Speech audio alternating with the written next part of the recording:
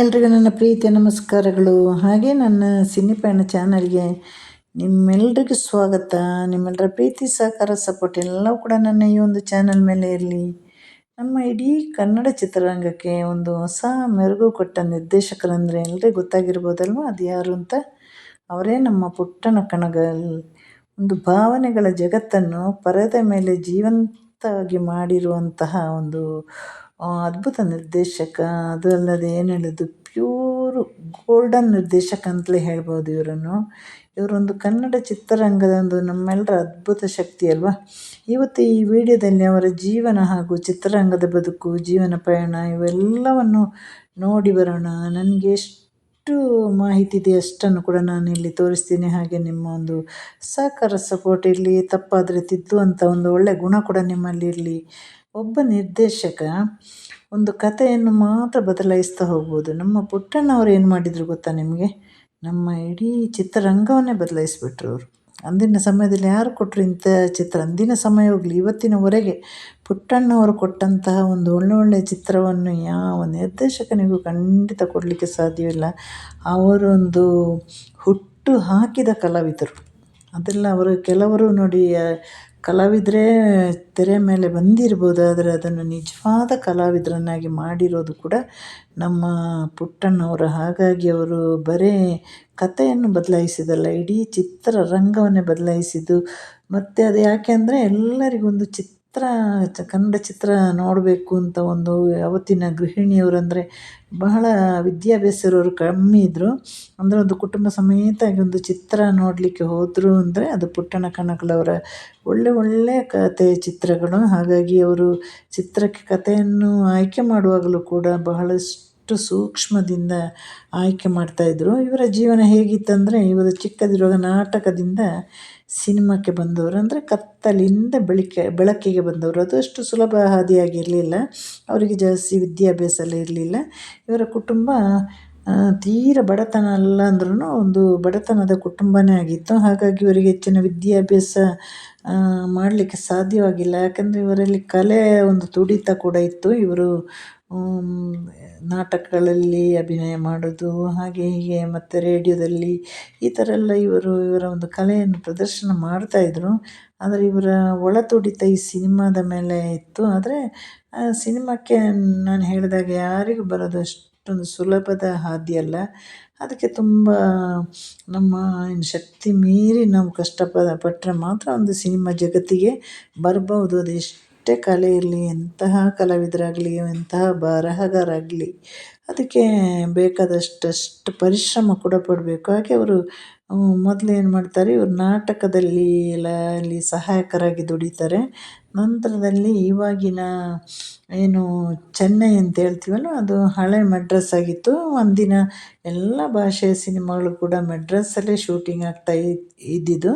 ಹಾಗಾಗಿ ಮೆಡ್ರಾಸಿಗೆ ಇವರು ಹೋಗಿ ಅಲ್ಲಿ ಒಳ್ಳೊಳ್ಳೆ ನಿರ್ದೇಶಕರ ಕೈ ಕೆಳಗಡೆ ಇವರು ದುಡಿಲಿಕ್ಕೆ, ಸಣ್ಣ ಪುಟ್ಟ ಕೆಲಸ ಮಾಡಲಿಕ್ಕೆ ಶುರು ಮಾಡ್ತಾರೆ. ಅಂದರೆ ಸಹಾಯಕ ನಿರ್ದೇಶಕ ಅಲ್ಲದೆ ಅದಕ್ಕಿಂತ ಕೆಳಗಿನ ಕೆಲಸಗಳನ್ನೆಲ್ಲ ಮಾಡಲಿಕ್ಕೆ ಶುರು ಮಾಡ್ತಾರೆ. ಅಲ್ಲಿಂದ ಇನ್ನಷ್ಟು ಅವರು ನಿರ್ದೇಶನದ ಒಂದು ರೀತಿಯನ್ನು ಕೂಡ ಕಲಿತು ಇವರು ಏನು ಮಾಡ್ತಾರೆ, ಅವತ್ತೊಂದು ಕನ್ನಡ ಸಿನಿಮಾ ಆಗಲಿ, ಮಲಯಾಳ ಆಗಲಿ, ಯಾವುದೇ ಆಗಲಿ, ಹಿಂದಿ ಬಿಟ್ಟು ಬೇರೆಲ್ಲ ನಮ್ಮ ಮೆಡ್ರಾಸಲ್ಲೇ ಶೂಟಿಂಗ್ ಆಗ್ತಾ ಇದ್ದಿದ್ದು. ಅಲ್ಲೇ ಎಲ್ಲ ಇದ್ದಿದ್ದು, ಏನು ಸ್ಟುಡಿಯೋಗಳೆಲ್ಲ, ಒಳ್ಳೊಳ್ಳೆ ಸ್ಟುಡಿಯೋಗಳೆಲ್ಲ ಇದ್ದಿದ್ದು ಅಲ್ಲೇ ಮೆಡ್ರಾಸಲ್ಲಿ. ಹಾಗೆ ಇವರು 1960ರಲ್ಲಿ ಇವರೊಂದು ಸಿನಿಮಾ ಸ್ವಂತವಾಗಿ ತೆಗಿತಾರೆ. ಆ ಸಿನಿಮಾ ಒಳ್ಳೆ ಮೆಚ್ಚುಗೆ ಪಡೆಯುತ್ತೆ, ಜನರ ಮೆಚ್ಚುಗೆಲ್ಲ ಪಡೆಯುತ್ತೆ. ಆನಂತರದಲ್ಲಿ ಅವರು ಹಿಂತಿರುಗಿ ನೋಡೋದೇ ಇಲ್ಲ. ಅವರಿಗೆ ಒಂದು ಧೈರ್ಯನೂ ಬಂತು, ನಾನು ಕೂಡ ಸಿನಿಮಾ ತೆಗಿಬೋದು ಅಂತ. ಆದರೆ ಅವರು ಎಂತೆಂಥ ಸಿನಿಮಾ ತೆಗೆದ್ರು ಅಂದರೆ ಒಳ್ಳೊಳ್ಳೆ ಕಾದಂಬರಿ ಆಧಾರಿತ ಕಥೆಗಳು, ಆಮೇಲೆ ನಮ್ಮ ಸಮಾಜದಲ್ಲಿ ಸುತ್ತಮುತ್ತ ಏನೆಲ್ಲ ನಡೀತಾ ಇದೆ ಅದನ್ನೂ ಸೇರಿಸಿ ಒಂದು ಒಳ್ಳೆಯ ಕತೆ. ಅಲ್ಲದೆ ಇವರು ಕಲಾವಿದರಿಂದ ನೈಜ ಅಭಿನಯವನ್ನು ಕೂಡ ತೆಗಿತಾಯಿದ್ರು. ಇವರು ಕಲಾವಿದರು ಹೇಳಿದ್ದು ಕೇಳಿಲ್ಲ ಅಂದರೆ ಪಟ ಪಟ ಅಂತ ಬಾರಿಸ್ತಾ ಇದ್ರಂತೆ ಅಂದಿನ ಸಮಯದಲ್ಲಿ. ಯಾಕಂದರೆ ಎಷ್ಟು ಒಳ್ಳೆಯ ಮನುಷ್ಯನಾಗಿದ್ದರು, ಅಷ್ಟು ಕೆಲಸದ ವಿಷಯ ಬಂದಾಗ ಅಷ್ಟು ಕೂಡ ಒರಟನಾಗಿದ್ದರು. ಹಾಗಾಗಿ ನೋಡಿ, ಅವರು ಹಾಗೆ ಇರೋದಕ್ಕೆ ಒಳ್ಳೆಯ ಸಿನಿಮಾ, ಒಳ್ಳೆಯ ಚಿತ್ರಕಥೆ, ಒಳ್ಳೆಯ ಕಲಾವಿದರು ಎಲ್ಲವೂ ಬಂದಿದ್ದು ಇವರ ಒಂದು ಒಂದು ಕಾರ್ಯಕ್ಷಮತೆ ಅಂತ ಇದೆ ಅಲ್ವ, ಅದನ್ನು ಅವರು ಸರಿಯಾದ ರೀತಿಯಲ್ಲಿ ಮಾಡಿದ ಕಾರಣ ಒಳ್ಳೆ ಒಳ್ಳೆ ಸಿನಿಮಾ ತೆರೆ ಕಂಡಿತ್ತು. ಮತ್ತು ಹಲವು ನಟ ನಟಿಯರೆಲ್ಲ ತುಂಬ ಪ್ರಸಿದ್ಧಿ ಪಡೆದರು. ಈಗ ಉದಾಹರಣೆಗೆ ಹೇಳಬೇಕಂದ್ರೆ ಅಂಬರೀಷ್, ವಿಷ್ಣುವರ್ಧನ್, ಆಮೇಲೆ ನಮ್ಮ ಆರತಿ, ಕಲ್ಪನಾ ಅವರು ಹೆಚ್ಚಿನ ನಟ ನಟಿಯರೆಲ್ಲ ಅವರ ಕೈ ಕೆಳಗಡೆ ಪಳಗಿ ಬಂದವರು. ಪದ್ಮ ವಾಸಂತಿ ಹೀಗೆ ಹೇಳಿದರೆ ಪಟ್ಟಿನೇ ಹೋಗುತ್ತೆ. ಹಾಗೆ ಅದು ಅಲ್ಲದೆ ಒಂದು ಒಳ್ಳೊಳ್ಳೆ ಸಿನಿಮಾಗಳನ್ನು ಅಂದಿನ ಸಮಯದಲ್ಲಿ ಅವರು ಕೊಟ್ಟರು. ಏನು ಯಾರಿಗಾದರೂ ಅಂಥ ಸಿನಿಮಾ ಅಂದಿನ ಸಮಯದಲ್ಲಿ ಯಾವ ಸೌಲಭ್ಯನೂ ಇರಲಿಲ್ಲ. ಅಂತಹ ಸಮಯದಲ್ಲಿ ಇವರು ನಾಗರಹಾವು, ರಂಗನಾಯಕಿ, ಬಿಳಿ ಹೆಂಡತಿ, ಮಾನಸ ಸರೋವರ, ಶುಭಮಂಗಳ, ಗೆಜ್ಜೆ ಪೂಜೆ, ಶರಪಂಜರ, ಅಮೃತಗಳಿಗೆ, ಮಸಣದ ಹೂ, ಎಡಕಲ್ಲು ಗುಡ್ಡದ ಮೇಲೆ, ಧರ್ಮಸೆರೆ, ಹಾಗೆ ಮಲಯಾಳಂ 4 ಸಿನಿಮಾ, ತಮಿಳಲ್ಲೂ ತೆಗೆದಿದ್ದಾರೆ. ಹಿಂದಿಯಲ್ಲಿ ಅವರು ನಾಗರಹಾವನ್ನ ರಿಮೇಕ್ ಮಾಡಿದ್ದಾರೆ ಅನ್ನೋ ಒಂದು ಮಾಹಿತಿ ಕೂಡ ಇದೆ. ಅದರ ಬಗ್ಗೆ ನನಗೆ ಅಷ್ಟೊಂದು ಗೊತ್ತಿಲ್ಲ. ಮಲಯಾಳದಲ್ಲಿ 4 ಸಿನಿಮಾ ತೆಗೆದಿದ್ದಾರೆ. ಅದು ಕೂಡ ಅಂದಿನ ಸಮಯದಲ್ಲಿ ಚೆನ್ನಾಗಿ ಓಡಿದೆ ಆ ಸಿನಿಮಾ ಕೂಡ. ಹಾಗೆ ಒಂದು ಒಳ್ಳೆಯ ನಿರ್ದೇಶಕರಾಗಿದ್ದರು. ಅವರು ಬದುಕಿದರೆ ಇನ್ನಷ್ಟು ಒಳ್ಳೆಯ ಸಿನಿಮಾಗಳು ಬರ್ತಾಯಿತ್ತು. ಆ ಸಿನಿಮಾ ಅಲ್ಲದೆ ಅವರು ಅವರ ಸಿನಿಮಾದಲ್ಲಿ ಬಂದಂತಹ ಕಥೆಗಳು, ಸಿನಿಮಾದಲ್ಲಿ ಅವರು ಅದರಲ್ಲಿ ಅಳವಡಿಸಿದಂಥ ಹಾಡುಗಳದೇನು ಸಣ್ಣ ಪುಟ್ಟ ಹಾಡುಗಳ ಎಷ್ಟು ಒಳ್ಳೆ ಹಾಡುಗಳನ್ನು ಕೊಟ್ಟಿದ್ದಾರೆ ಅಂದರೆ, ಕೆಲವು ಸಿನಿಮಾಗಳ ಹಾಡುಗಳ ಮೂಲಕವೇ ಜೀವಂತವಾಗಿದೆ ಇವತ್ತು.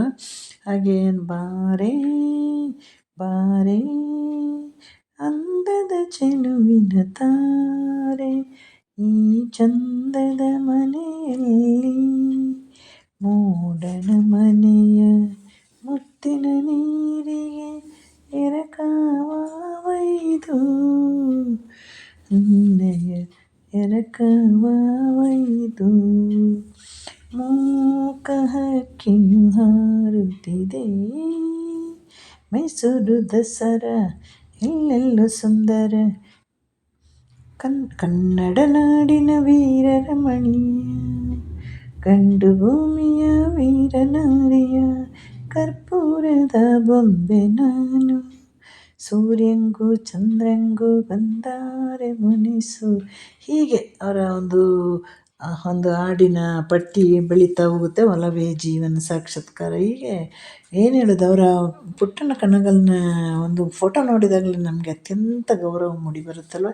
ಯಾಕಂದರೆ ಅವರ ಒಂದೊಂದು ಕಥೆಗಳು ಕೂಡ ನಮಗೆ ನೆನಪಾಗುತ್ತೆ. ನಮಗೆ ಒಂದೊಂದು ಹಾಡುಗಳು ಕೂಡ ಏನು ಕನ್ನಡ ನಾಡಿನ ರಸಿಕರ, ಅದು ಖಂಡಿತವಾಗಿ ಆ ಸಿನಿಮಾ ಎಲ್ಲ ಹಾಡು ಕೇಳುವಾಗ ನನಗೆ ಪುಟ್ಟಣ್ಣ ಅವರು ಬಂದಿದ್ದರು ನಿಂತಾಗುತ್ತೆ. ಇನ್ನು ನಮ್ಮ ಖಂಡಿತ ಕನ್ನಡ ಅಂತಲ್ಲ, ಯಾವ ಚಲನಚಿತ್ರದಲ್ಲೂ ಇಂತಹ ಒಂದು ನಿರ್ದೇಶಕ ಖಂಡಿತವಾಗಿ ಹುಟ್ಟಿ ಬರಲ್ಲ. ಅವರಿಗೆ ಅವರ ವೈಯಕ್ತಿಕ ಬದುಕಲ್ಲಿ ಸಾಕಷ್ಟು ಏರುಪೇರುಗಳಾಯಿತು. ಅದು ಕೆಲವೊಂದು ಅವರಾಗಿ ಎಳೆದು ಹಾಕಿರೋದು. ಅವರಿಗೆ ಒಳ್ಳೆಯ ಕುಟುಂಬ ಇತ್ತು, ಒಳ್ಳೆಯ ಮಕ್ಕಳಿದ್ದರು, ಒಳ್ಳೆಯ ಹೆಂಡತಿ ಇದ್ದರು. ಆದರೆ ಅದು ಹೇಳಲ್ವ, ಆಸೆಗಳು ಮನುಷ್ಯನ ಎಲ್ಲೆಲ್ಲಿ ತಗೊಂಡೋಗಿ, ಆಸೆ ಅಲ್ಲ ಇದು ದುರಾಸೆ. ಹಾಗಾಗಿ ಅವರ ಜೀವನ ಅಂತ್ಯ ಆಗಿರೋದು ಕೂಡ ಇದೇ ನೋವಲ್ಲಿ. ಅವರಿಗೆ ಈ ಜೀವನದಲ್ಲಿ ಬಹಳಷ್ಟು ಟೆನ್ಷನ್ ಆದಾಗ ಅವರ ಆರೋಗ್ಯ ಹೆಚ್ಚು ಕಮ್ಮಿ ಆಯಿತು. ಅಲ್ಲಿಂದ ಅವರು 51ನೇ ವಯಸ್ಸಿಗೆ ಕಾಲವಾಗ್ತಾರೆ. ಅವರು ಕಾಲವಾದಮೇಲೆ ಅಲ್ಲಿಗೆ ಸಿನಿಮಾ ಪಯಣ ಕೂಡ ನಿಂತು ಹೋಗುತ್ತೆ. ಅಲ್ಲಿಂದ ಇವರ ಸಿನಿಮಾವನ್ನು ಮುಂದೆ ತಗೊಂಡು ಹೋಗೋರು ಯಾರೂ ಇರಲಿಲ್ಲ. ಯಾಕಂದರೆ ಮಕ್ಕಳು ಕೂಡ ಚಿಕ್ಕವರಾಗಿದ್ದರು. ಹಾಗಾಗಿ ಅವರ ಸಿನಿಮಾ ಪಯಣ ಅವರಿಗೆ ಒಂದು ಹೃದಯಾಘಾತ ಸಂಭವಿಸುತ್ತೆ. ಅದಕ್ಕಿಂತ ಮೊದಲೆಲ್ಲ ಕೆಲವು ಸಣ್ಣ ಪುಟ್ಟ ಆರೋಗ್ಯ ಸಮಸ್ಯೆ ಶುರುವಾಗುತ್ತೆ. ಯಾಕಂದರೆ ವಿಪರೀತ ಟೆನ್ಷನಲ್ಲಿದ್ದರಂತೆ ಆ ಸಮಯದಲ್ಲಿ ಅವರು.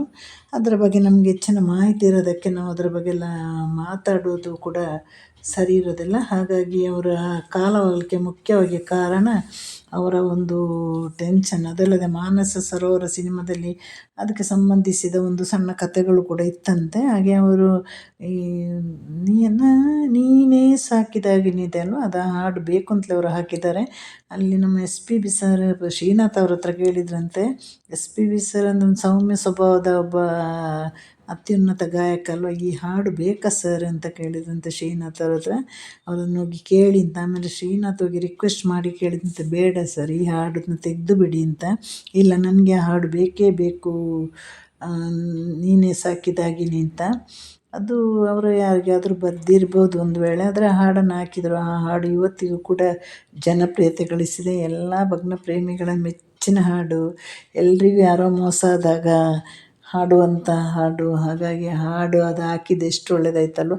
ಹಾಡಿಗಂತೂ ಖಂಡಿತ ಸಾವಿಲ್ಲ, ಇವರ ಸಿನಿಮಾಕ್ಕೆ ಸಾವಿಲ್ಲ, ಇವರ ಯಾವುದೇ ಕತೆಗಳಿಗೂ ಕೂಡ ಯಾವತ್ತೂ ಸಾವೇ ಇಲ್ಲ. ಯಾಕಂದರೆ ಆ ಥರ ಇತ್ತು ಆ ಕತೆಗಳ ಒಂದು ವೈಖರಿ ಆಗಿತ್ತು. ಯಾವುದೋ ಎಲ್ಲ ಕುಟುಂಬದವರು ಅಂದಿನ ಸಮಯದಲ್ಲಿ ಒಂದು ಸಿನಿಮಾಕ್ಕೆ ಹೋಗುವಾಗ 20 ಜನ 30 ಜನ ಹೀಗೆ ಒಟ್ಟಾಗಿ ಹೋಗೋದಲ್ವ. ಹಾಗಾಗಿ ಎಲ್ಲರಿಗೂ ಕುಳಿತು ನೋಡುವಂತಹ ಚಿತ್ರ. ಇವತ್ತು ಪುಟ್ಟಣ್ಣ ಕಣಗಾಲ್ ಚಿತ್ರ ನೋಡಿದರೆ ಯಾರಿಗೂ ಬೋರ್ ಎನಿಸಲ್ಲ. ಟಿ ವಿ ಮುಂದಿಂದ ಎದ್ದು ಅರ್ಧದಲ್ಲಿ ಅಂತೂ ಬರೋದೇ ಇಲ್ಲ. ಅಂತಹ ಅದ್ಭುತ ಕಥೆಗಳನ್ನು ಒಳಗೊಂಡ ಚಿತ್ರ. ಮಾತ್ರ ಹೇಳಲ್ವ, ಒಳ್ಳೆ ಪುಣ್ಯಾತ್ಮರಿಗೆ ಆಯುಷ್ಯ ಕಮ್ಮಿ ಅಂತ. ಈಗ ಅವರು ಇದ್ದರೂ ಇಲ್ಲದಿದ್ರೂ ಅವರ ಒಂದು ಶಾರೀರಿಕವಾಗಿ ಅಷ್ಟೇ ಇಲ್ಲ, ಅವರು ಸಿನಿಮಾದ ಮೂಲಕ ಅವರು ಕೊಟ್ಟ ಸಿನಿಮಾದ ಹಾಡುಗಳ ಕೆಲವು ದೃಶ್ಯಗಳ ಮೂಲಕ ಮತ್ತು ಹಾಡಿನ ಮೂಲಕ ಎಲ್ಲ ಖಂಡಿತವಾಗಿ ಅವರು ಶಾಶ್ವತವಾಗಿ ಬದುಕಿದ್ದಾರೆ. ಯಾಕಂದರೆ ನಾವೀಗ ಯಾವುದೋ ಒಂದು ಒಳ್ಳೆ ಹಾಡುಗಳು ಕೇಳಿದಾಗ ನಾವು ಇದು ಪುಟ್ಟಣ್ಣ ಕಣಗಾಲ್ ಚಿತ್ರದ ಹಾಡು ಅಂತ ಅಷ್ಟು ಸಾಕಲ್ವ. ಅವರು ಜೀವನದಲ್ಲಿ ತುಂಬ ನೊಂದುಕೊಂಡರು. ಇಲ್ಲಾಂದರೆ ಖಂಡಿತವಾಗಿ ಮತ್ತಷ್ಟು ಚಿತ್ರಗಳನ್ನು ಅವರು ತೆಗಿತಾಯಿದ್ರು. ಹಾಗೆ ಒಳ್ಳೊಳ್ಳೆ ಕಲಾವಿದರನ್ನು ಕೂಡ ನಮ್ಮ ಕನ್ನಡಕ್ಕೆ ಪರಿಚಯ ಮಾಡಿಕೊಟ್ಟರು.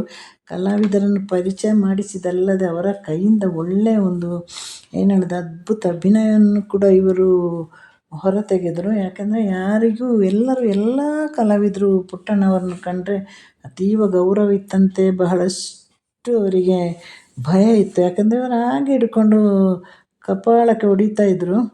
ಹಾಗೆ ಒಂದು ಸಲ ಹಾಗೆ ಪದ್ಮ ವಾಸಂತಿ ಮೇಡಮ್ ಕೂಡ ಎಲ್ಲರ ಮುಂದೆ ಆ ಶೂಟಿಂಗ್ನ ನೋಡಿದವರು ಕೂಡ ನನಗೆ ಹೇಳಿದರು, ಈ ಥರ ಅವರಿಗೆ ಪಟ್ ಅಂತ ಹೊಡೆದಿದ್ದಾರೆ ಅಂತ.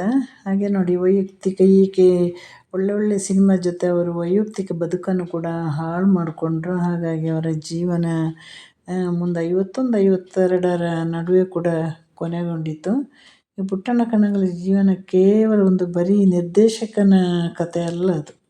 ಇದು ಕನ್ನಡ ಸಂಸ್ಕೃತಿಯನ್ನು, ನಮ್ಮ ಕನ್ನಡ ಸಿನಿಮಾ ಕಥೆಯನ್ನು ನಮ್ಮ ಎತ್ತಿ ಹಿಡಿದು ಇಡೀ ಜಗತ್ತಿಗೆ ತೋರಿಸಿದ ಒಂದು ಮಹಾನ್ ನಾಯಕ ನಮ್ಮ ಪುಟ್ಟಣ್ಣ ಕಣಗಾಲ್ ಅವರು. ಮತ್ತೆ ಸಿಗೋದಿಲ್ಲ ನಮಗೆ. ಖಂಡಿತ ಒಳ್ಳೊಳ್ಳೆ ನಿರ್ದೇಶಕರು ಸಾವಿರಾರು ಇರ್ಬೋದು, ನೂರಾರು ಬರ್ಬೋದು. ಯಾವುದೇ ಭಾಷೆಯಲ್ಲಿ ನಮಗೆ ಪುಟ್ಟಣ್ಣ ಕಣಗಾಲ್ ಅಂತಹ ಒಂದು ನಿರ್ದೇಶಕ ಸಿಗೋದಿಲ್ಲ. ಇಂತಹ ಮಹಾನ್ ನಿರ್ದೇಶಕ ಶಾರೀರಿಕವಾಗಿ ಇಲ್ಲ ಅಷ್ಟೇ, ಇವರು ದೂರವಾದರೂ ಇವರ ಕೃತಿಗಳು, ಸಿನಿಮಾಗಳು, ಇವರ ಒಂದು ಹೆಸರು, ಅನಂತರ ಇವರ ಸಿನಿಮಾದ ಹಾಡುಗಳು ಎಲ್ಲವೂ ಕೂಡ ನಮ್ಮೆಲ್ಲರ ಮನದಲ್ಲಿ ಪ್ರತಿಯೊಬ್ಬರು ಸಿನಿಮಾದ ಅಭಿಮಾನಿಗಳು ಅಥವಾ ಹಾಡಿನ ಅಭಿಮಾನಿಗಳಲ್ಲಿ ಶಾಶ್ವತವಾಗಿ ಇರುತ್ತೆ. ಇನ್ನೊಂದು ದುಃಖಕರವಾದ ವಿಚಾರ ಅಂದರೆ ಅವರ ಕುಟುಂಬದವರಿಗೆ ಅವರ ಮಗ ಒಳ್ಳೆಯ ನೃತ್ಯಗಾರ, ಭರತನಾಟ್ಯ ನೃತ್ಯಗಾರರಾಗಿದ್ದರು. ಒಳ್ಳೆಯ ಅವರು ಅದಲ್ಲದೆ ಭರತನಾಟ್ಯ ಮಾಸ್ಟ್ರು ಕೂಡ ಆಗಿದ್ದರು. ಹಲವಾರು ಮಕ್ಕಳಿಗೆ ಭರತನಾಟ್ಯ ಕಲಿಸ್ತಾ ತುಂಬ ಚೆನ್ನಾಗಿ ಜೀವನ ನಡೆಸ್ತಾಯಿದ್ರು. ಇತ್ತೀಚೆಗೆ 4 ವರ್ಷಕ್ಕಿಂತ ಕೊರೋನಾ ಬಂತಲ್ವ, ಆಗ ಅವರ ಮಗನೂ ಕೂಡ ಕಾಲವಾಯಿತು. ಅದು ಒಂದು ಆ ಸಮಯದಲ್ಲಿ ತುಂಬ ಜನ ಕಾಲವಾಗಿರೋ ಕಾರಣ ಈ ವಿಷಯಗಳಷ್ಟಾಗಿ ಇದರಲ್ಲೆಲ್ಲ ಬಂತು, ಸಣ್ಣದಾಗಿ ಬಂತು ಅದು. ಯಾಕಂದರೆ ಆ ಸಮಯದಲ್ಲಿ ಒಂದು 1000 ಗಟ್ಟಲೆ ಜನ ಹೋಗ್ತಾಯಿದ್ರು. ಅದರ ಮಧ್ಯೆ ಇವರ ಹೆಸರು ಕೂಡ ಬಂದಿದ್ದಲ್ಲದೆ ಅದನ್ನು ಅಷ್ಟೊಂದು ಬಿಂಬಿಸಿಲ್ಲ. ಇಲ್ಲಾಂದರೆ ನಮ್ಮ ಖಾಸಗಿ ಚಾನಲವರು ಯಾರು ಹೋದ್ರೂ ಕೂಡ ಬಹಳ ಬಿಂಬಿಸೋದು ಜಾಸ್ತಿ ಅಲ್ವ. ಅದು ಕೊರೋನಾ ಸಮಯದಲ್ಲಿ ಆಗಿದ್ದಕ್ಕೆ ಇವರಿಗೆ ಹೆಸರಿಲ್ಲದಂತೆ ಇವರು ಸಾವಿಗೀಡಾದರು. ಅಂದರೆ ಒಳ್ಳೆಯ ಭರತನಾಟ್ಯ ಕಲಾವಿದರು ಕೂಡ ಆಗಿದ್ದರು. ಅವರ ಕುಟುಂಬವನ್ನು ಮಾತ್ರ ಅವರು ವೈಯಕ್ತಿಕ ಬದುಕನ್ನು ಎಷ್ಟೇ ಹಾಳು ಮಾಡಿದರೂ ಕೂಡ ಅವರ ಕುಟುಂಬವನ್ನು ಬಹಳ ಚೆನ್ನಾಗಿ ನೋಡ್ತಾಯಿದ್ರು ಪುಟ್ಟಣ್ಣ ಕಣಗಾಲ್ ಅವರು. ಕೊನೆಗೆ ಅವರಿಗೆ ಅದೇನಾಯಿತು, ಈಗ ನಾವು ಹೇಳ್ತೀವಲ್ವ, ಕಲಾವಿದರಿಗೆ ದುಃಖ ಇಲ್ಲ, ಅವರಿಗೆ ಬೇಸರ ಇಲ್ಲ ಅಂತ. ಬೇಸರವು ಎಲ್ಲರಿಗೂ ಕೂಡ ಒಂದೇ ರೀತಿ ಅಲ್ವ. ಮತ್ತು ಇವರ ಹೆಚ್ಚಿನ ಸಿನಿಮಾಗಳೆಲ್ಲ ಸಾಹಿತ್ಯ ಆಧಾರಿತ ಕಥೆಗಳಲ್ವ. ಹಾಗಾಗಿ ಎಲ್ಲ ಮಹಿಳೆಯರಿಗೂ ಬಹಳ ಇಷ್ಟ ಆಗ್ತಾಯಿತ್ತು. ಮಹಿಳೆಯರ ನೋವು, ಮಹಿಳಾ ಪ್ರಾಧಾನ್ಯತೆ ಇರುವಂತಹ ಚಿತ್ರಗಳನ್ನೇ ಇವರು ಕೊಟ್ಟಿರೋದ್ರಿಂದ ಇವರಿಗೆ ಬಹಳಷ್ಟು ಅಭಿಮಾನಿಗಳು ಮಹಿಳೆಯರೇ ಆಗಿದ್ದರು. ಸಾಮಾನ್ಯವಾಗಿ ಸುತ್ತಮುತ್ತಲಿನ ನಾವೆಲ್ಲ ಕಾಣ್ತೀವಲ್ಲ, ಪ್ರತಿಯೊಬ್ಬರು ಕಾಣ್ತೀವಲ್ಲ, ಕೆಲವರಿಗೆ ಏನೆಲ್ಲ ನೋವಿರುತ್ತೆ ಅಂತ. ಅದನ್ನೆಲ್ಲ ಸಿನಿಮಾಗೆ ಅವರು ಸಾಧಾರಣ ಕತೆಗೆ ಅಂಥ ಒಂದು ವಿಷಯಗಳನ್ನೆಲ್ಲ ಹಾಕಿ ಸಿನಿಮಾ ತೆಗಿತಾಯಿದ್ರು. ಅಲ್ಲಿ ಮಹಿಳೆಯರಿಗೆ ಬಹಳಷ್ಟು ಪ್ರಾಮುಖ್ಯತೆ ಕೊಡ್ತಾಯಿದ್ರು. ಈಗಿನ ಸಿನಿಮಾದಲ್ಲಿ ಬರೀ ನಾಯಕರು ಮಾತ್ರ ಇರ್ತಾರೆ. ಪಾಪ ನಾಯಕಿಯರು ಆ ಕಡೆ ಈ ಕಡೆ ಬಂದು ಹೋಗೋದ್ರಲ್ಲೇ ಇದ್ದಾರೆ. ಹಾಗಾದರೆ ಅಂದಿನ ಕಾಲದಲ್ಲಿ ನಾಯಕರಿಗಿಂತಲೂ ನಾಯಕಿಯರಿಗೆ ಹೆಚ್ಚಿನ ಮಹತ್ವ ಇತ್ತು ಇವರ ಸಿನಿಮಾದಲ್ಲೆಲ್ಲ. ಹಾಗೆ ನಮ್ಮ ಒಂದು ಪುಟ್ಟಣ ಕಣಗಲವರ ಒಂದು ಸಿನಿಮಾ ಪಯಣ, ಅವರ ವೈಯಕ್ತಿಕ ಬದುಕು ಎಲ್ಲವೂ ಈ ರೀತಿಯಾಗಿತ್ತು.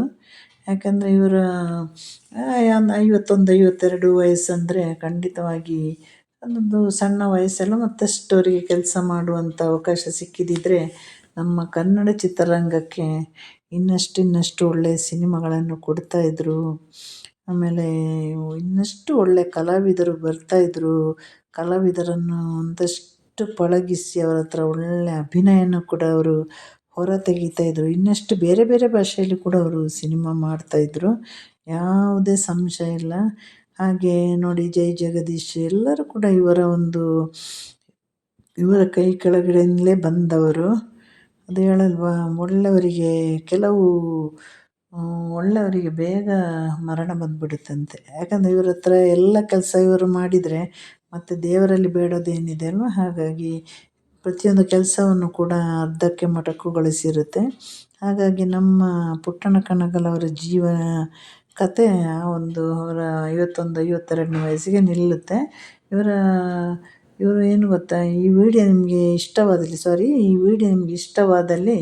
ಒಂದು ಲೈಕ್ ಮಾಡಿ, ಒಂದು ಕಮೆಂಟ್ ಮಾಡಿ, ಹಾಗೆ ಶೇರ್ ಕೂಡ ಮಾಡ್ಬೋದು. ನೀವು ಕಮೆಂಟಲ್ಲಿ ನನ್ನ ತಪ್ಪಿದರೆ ನೀವು ಹೇಳಿ, ನಾನು ತಿದ್ದುಕೊಂಡು ಮತ್ತಷ್ಟು ನನ್ನ ವೀಡಿಯೋದಲ್ಲಿ ಇಂಪ್ರೂವ್ ಕೂಡ ಮಾಡ್ತೀನಿ. ನೀವು ಇಷ್ಟಪಟ್ಟರೆ, ನೀವು ನೋಡ್ತಾ ಇದ್ದರೆ ನಾನು ಇನ್ನೂ ಒಳ್ಳೆಯ ಕಲಾವಿದರ ಬಗ್ಗೆ, ಒಳ್ಳೆಯ ನಿರ್ದೇಶಕರು, ಆಮೇಲೆ ಒಳ್ಳೆಯ ಚಿತ್ರಕಥೆಗಳ ಬಗ್ಗೆ ಎಲ್ಲ ಒಂದೊಂದು ವೀಡಿಯೋ ಮಾಡ್ತಾ ಇರ್ತೀನಿ. ನನಗೆ ಎಷ್ಟು ಮಾಹಿತಿ ಗೊತ್ತು ಅಷ್ಟರಲ್ಲೇ ನಾನು ವೀಡಿಯೋ ಮಾಡೋದು. ಅದಕ್ಕೆ ನಿಮ್ಮ ಸಪೋರ್ಟ್ ಸಹಕಾರ ಎಲ್ಲವೂ ಬೇಕು. ಹಾಗೆ ನನ್ನ ಈ ಚಾನಲ್ ನಿಮ್ಗೆ ಇಷ್ಟ ಆಯಿತು ಅಥವಾ ನನ್ನ ವೀಡಿಯೋ ಇಷ್ಟ ಆಯಿತು ಅಂದರೆ ನೀವು ನನಗೆ ನನ್ನ ಚಾನಲ್ಗೆ ಸಬ್ಸ್ಕ್ರೈಬ್ ಕೂಡ ಆಗಬೇಕು.